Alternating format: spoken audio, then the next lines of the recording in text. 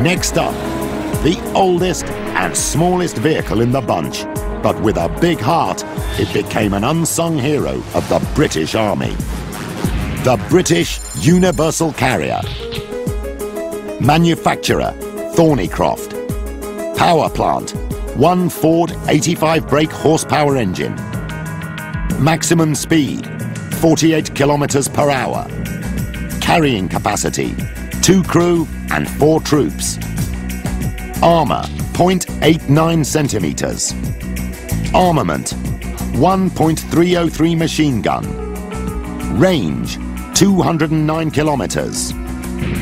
After the stalemate of trench warfare during World War I, Britain decided it needed a fast, mobile troop carrier that could take the fight to the enemy over any terrain.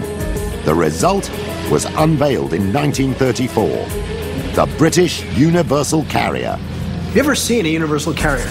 It is an almost comically tiny little thing. It looks like a toy, and it's dwarfed by a couple of strapping soldiers sitting in it. It looks bizarre, but what it does is it enables you to move around the battlefield over all kinds of terrain, the kind of thing that in the old days you'd slap on a horse.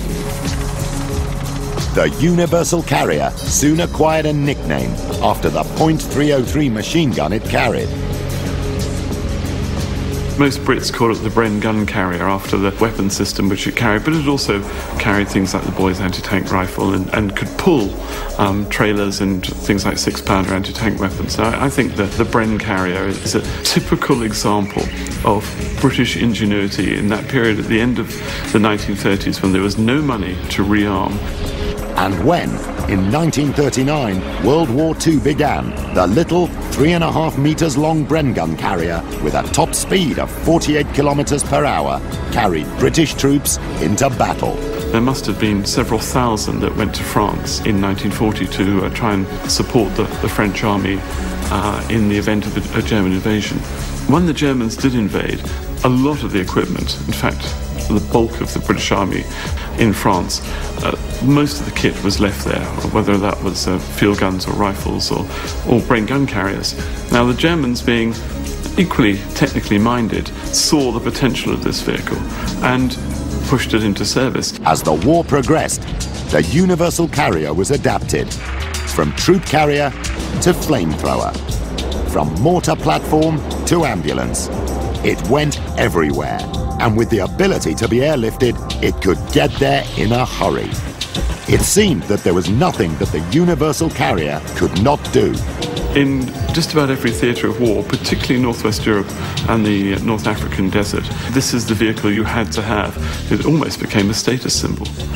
It was a clear attempt to really do something that was, to a certain extent, transformational. Early on, to try and mechanize, if you will, infantry forces to a large extent, to provide a way of moving, other than trucks and cars, material, supplies, troops, command and control elements, officer, whatever, into the fight and through the fight.